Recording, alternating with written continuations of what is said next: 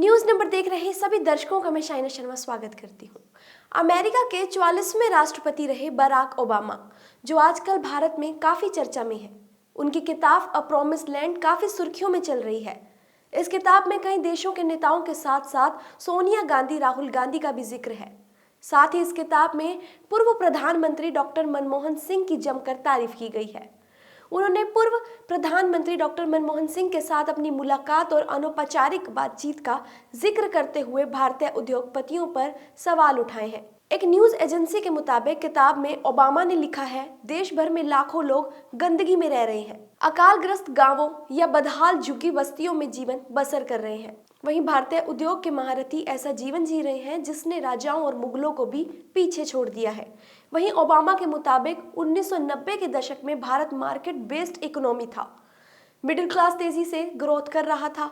इसमें प्रधानमंत्री मनमोहन सिंह का अहम योगदान था। उन्होंने लोगों के जीवन स्तर को सुधारने के लिए काफी मेहनत और कोशिश की। उनके बारे में कहा जाता है कि वे भ्रष्ट नहीं थे। ओबामा के मुताबिक 26/11 के मुंबई हमले के बाद डॉक्टर मनमोहन पर पाकिस्तान के खिलाफ हमले का दबाव था, लेकिन उन्होंने ऐसा नहीं किया। इसका उन्हें सियासी तौर पर खामियाजा भुगतना पड़ा। भारतीय जनता पार्टी मजबूत होती गई। उन्होंने अपनी किताब में जिक्र किया है कि भारत की राजनीति पर अब भी धर्म और जाति हावी है, लेकिन ये कहना सही नहीं होगा कि इसी वजह से मनमोहन सिंह को प्रधानमंत्री बनाया गया। इसके पीछे वजह कुछ और थी। समीक्षा में कहा गया है कि हमें चार्ली क्रिस्ट और रहम एमेनुअल जैसे पुरुषों के हैंडसम होने के बारे में बताया जाता है, लेकिन महिलाओं के सौंदर्य के बारे में नहीं। सिर्फ एक या दो उदाहरण ही अपवाद है, जैसे सोनिया गांधी। ओबामा लिखते हैं कि कई सियासी जानकार मानते हैं कि सोनिया ने मनमोहन को बहुत सोच समझकर पीएम बनाया। मनमोहन सिंह का कोई पॉलिटिकल बेस भी नहीं था। सच्चाई कुछ और है। दरअसल सोनिया नहीं चाहती थी कि उनके 40 साल के बेटे राहुल गांधी के राजनीतिक भविष्य को कोई खतरा हो। वे राहुल को कांग्रेस की कमान सौंपने के लिए भी तैयार कर रही थी। इस किताब का एक और हिस्सा सामने आया था। इसमें ओबामा ने कहा था कि कांग्रेस नेता राहुल गांधी में एक ऐसे घबराए हुए और अनगढ़ छात्र के गुण हैं जो अपने शिक्षक को प्रभावित करने की चाहत रखते हैं, लेकिन उसमें विषय में महारत हासिल करने की योग्यता और जुनून की कमी है। हालांकि राहुल गांधी को लेकर बराक ओबामा ने अपनी किताब में जो कहा, उस पर सोशल मीडिया पर बवाल खड़ा हो गया। बवाल इतना बढ़ गया कि ट्विटर पर माफी मांग ओबामा हैशटैग काफी ट्रेंड करने लगा। हालांकि इसी बहाने कुछ लोग राहुल गांधी पर तंज भी कसने लगे। वहीं संस्मरण में ओबामा ने अपनी किताब में दुनिया के सबसे खूंखार आतंकी ओसामा बिन लादेन के खात्मे की कहानी सिलसिलेवार तरीके से बताई है। बता दें कि जब लादेन पाकिस्तान के एबटाबाद में अमेरिका की खुफिया कार्रवाई में मारा गया था, उस वक्त बराक ओबामा अमेरिका के राष्ट्रपति थे। इस लिहाज से वे अमेरिकी सेनाओं के सुप्रीम कमांडर भी थे और उनके पास हर खुफिया जानकारी सबसे पहले और एक्सक्लूसिव तरीके से आती थी।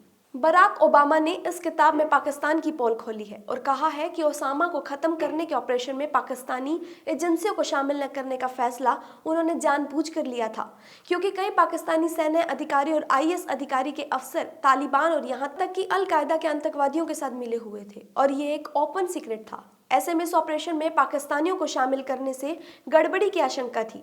ओबामा ने साफ कहा है कि पाकिस्तान इन आतंकवादियों का इस्तेमाल कभी भारत तो कभी अफगानिस्तान के खिलाफ करता था।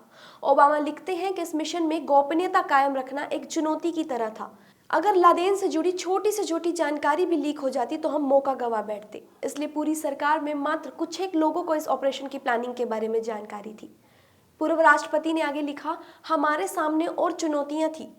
हम जो भी विकल्प चुनते उसमें पाकिस्तान शामिल नहीं होता।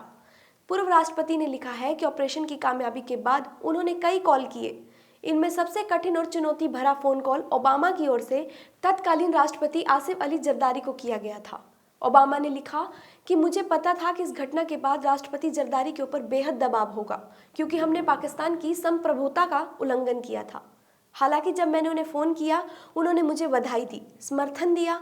उन्होंने कहा, चाहे नतीजे जो भी हो, ये बहुत अच्छी खबर है।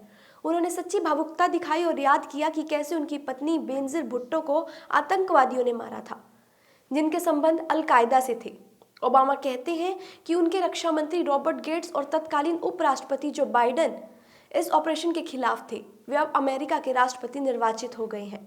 साथ ही इस संस्करण में ओबामा ने कई देशों के नेताओं का जिक्र किया। उनका कहना है कि रूस के राष्ट्रपति व्लादिमीर पुतिन उन्हें शिकागो मशीन चलाने वाले मजबूत और चालाक बॉस की याद दिलाते हैं। पुतिन के बारे में ओबामा लिखते हैं कि वह शारीरिक रूप से साधारण है। ओबामा का 768 पन्नों का संस्मरण 17 नवंबर 2020 को बाजार में आ चुका है। इस किताब के बाजार में आते ही अमेरिका और कनाडा में पहले 24 घंटे में 8,90,000 प्रतियां बिकी और इसके साथ ही आधुनिक इतिहास में सबसे अधिक बिकने वाला राष्ट्रपति संस्मरण बनने को तैयार है। पहले दिन हुई बिक्री पेंगुइन रैंडम हाउस के लिए रिकॉर्ड है, जिसमें किताब को खरीदने के लिए पहले हुई बुकिंग, ई बुक और ऑडियो की बिक्री भी शामिल है। आपको बता दें कि अमेरिका के पहले अमेरिकी राष्ट्रपति ओबामा ने अपने कार्यकाल में 2 बार 2010 और 2015 में भारत की यात्रा की थी।